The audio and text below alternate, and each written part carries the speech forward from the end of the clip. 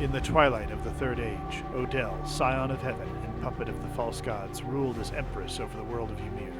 Her command over winged archons and legions of crusaders forged an empire where every city gasped under her suffocating grip. Yet her tyranny fanned the flames of the rebellion, drawing warriors of every heritage and kin to rise against the false gods.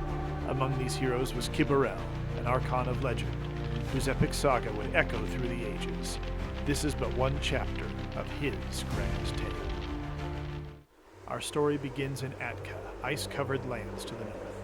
A solitary figure battled her way through the snow-cloaked mountain paths, where the unforgiving winds howled and lashed at her with relentless fury, seeking to wrest her scarf from her grasp. With determined resolve, she yanked her hood down, hoping the fur-lined edge would offer sanctuary from the biting frost. Yet the storm proved unyielding. The scarf torn from her neck by the tempest's rage spiraled away into the abyss of the blizzard. Undeterred, she pressed on through the relentless storm, each step a defiant challenge against the tempest's wrath as she drew ever closer to the log cabin nestled between the jagged peaks. Her breath came in ragged gasps, her strength waning, until at last she reached the sturdy wooden door of the humble refuge. Leaning heavily against the weathered logs, she steadied herself with one hand. There she began to hear voices from within. "Verily, I promise you I shall parry." "No, I ain't gonna do it." She knocked on the door 3 times, but the conversation continued. "Fear not, for no harm shall befall thee." "You're riding for a fall here, feller." She knocked louder, but there was still no response. "I swear by the moons I have achieved this deed thrice before. Return hither." "Fine, I'll aim at your arm. That fair?" "Yes, that is well pleasing unto me." A frigid gust wrenched her hood from her head, leaving her face and ears at the mercy of the biting elements. She struggled against the gale, vainly trying to reclaim her lost warmth, but soon realized the futility of her efforts. Frustration flared within her as the hosts remained unresponsive to her desperate summons. With a surge of resolve, she thrust open the door. A wave of warm air met her. With a fierce determination, she slammed the door shut behind her, sealing out the storm's wrath. In the living room of the wood-floored house stood 2 winged archons. One, clad in flowing black garments, boasted wings of charcoal and a mane of silver hair. He brandished a 2-handed sword held at the ready, as if poised for battle. Across the room stood the other archon, draped in tan-colored attire that matched his feathered wings. A cigar dangled from his lips, sending lazy puffs of smoke into the air as he pointed a revolver at the silver-haired one, hammer pulled back and his fingertip on the trigger. "What are you doing?" the woman cried. This startled the gunslinging archon. He jumped, the pistol went off, and a spittoon in the corner flew into the wall with a hole in the brass. The other archon lowered his sword. "Behold, Law! A guest has arrived!" "Lady!" The gunslinging archon holstered his weapon and rounded on her, cigar falling from his mouth. "Don't sneak up on folks like that. You're like to get somebody killed."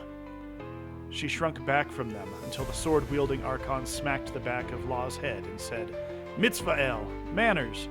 This woman has clearly come to us for help." He turned toward her and sheathed his sword. "My apologies, friend. My name is Kibborel, and this is my associate, Mitzvah-el." "Folks call me Law," said the gunslinging archon. "Here." Kibborel gestured toward a chair nearby. "Seat yourself. Tell us who you are, and what has brought you hither." She removed her cloak, hanging it on a hook nearby, and sat where he indicated. "I'm Lillian Dahlen, and I've come here because a collector arrested my husband for a tax debt he did not owe. The Imperial Knights won't help. They keep insisting that my Eric is guilty. So I've come to you 2, known rebellion agents, for help." Law retrieved his cigar from the floor, brushed it off with a flick of his fingers, and clamped it between his teeth.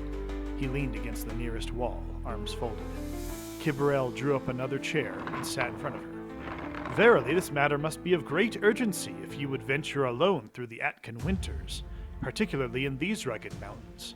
How long has it been since the collector seized your dear Eric, Mrs. Dahlen?" "A week and a half," she said. "And who was the collector what took him?" asked Law, lips curving around his cigar. "Karl Ness," said Mrs. Dahlen. "He said we owed 5,000 Seleni." Law let out a long whistle.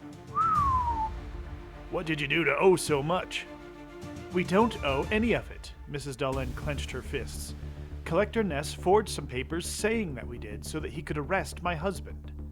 Kibborel raised both hands in an attempt to calm her. Forgive us, Mrs. Dalin. Be assured that we do believe you. Fear not, we shall restore your husband to you. As the client voiced her gratitude, Law removed his cigar from his mouth and stared at his associate with a raised brow. Ma'am, said the gunslinging Archon, my friend and I need to have a little talk. Would you excuse us? Of course, said Mrs. Dalin. With an arm thrown around Kibborel's shoulder, Law led him into a side room, their office, and closed the door behind them. What's in your head, Kib? What say you? Are you so vexed that I did not require payment beforehand? Kibborel shook his head. Law, we have discoursed upon this matter. I embark not for the wages, for money is but a means to sustain my adventures. I hear you, said Law. This ain't about coin, it's about you making hasty promises again. What's this, we'll get your husband back for you? What if we can't? What if he's already met his maker? Kibborel pressed a finger to his lips. Speak not such things, for they may come to pass, he whispered. If Eric Dalen has passed from the land of the living, then we will at least retrieve his body for proper burial. Mrs. Dalen is worthy of that much. You're playing a dangerous game with that woman's feelings, said Law. If we bring back news that she's a widow, she'll be mighty broken about it. Mighty sore at you, too. Then I counsel that we make haste, said Kibborel. We have no other engagements, and even amidst this tempest we can reach Collector Ness Manor within a few hours. What about Mrs. Dalen? Verily, it is clear that we cannot take her with us. Kibborel scratched his chin, pondering the answer. She may abide here. There is sufficient food in the pantry to sustain her for a month, and we shall bring Eric hither when we find him. Law grimaced and turned toward the door. You sure you're good with leaving her here all by her lonesome? You doubt that she will be able to attend to her own needs? Ain't no one should be alone up here in these mountains, said Law. It's too cold, too desolate, and if anything goes wrong... Fine, said Kibborel. Your point is well made. We will beseech that the Ilfey of Everfrost Grotto look after her while she abides here. The Ilfey? Law's head shot one way, then the other in a frantic motion. Don't most humans have a prejudice against fiends like them? Kibborel gestured dismissively with a wave of his hand. Mrs. Dalen has come hither to entreat with rebel archons. Whatever allegiance she once held to the false gods has vanished. In mine experience, when one overcomes one delusion, others soon follow, even to the prejudice among them. Law puffed on his cigar and scratched the back of his head. All right. I suppose that plan will have to do.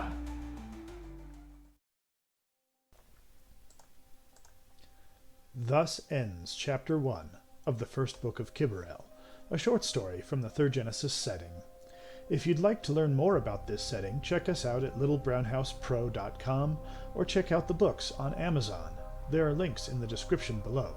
If you liked listening to this chapter of this audiobook, please click like, share, and subscribe. Thank you so much for listening.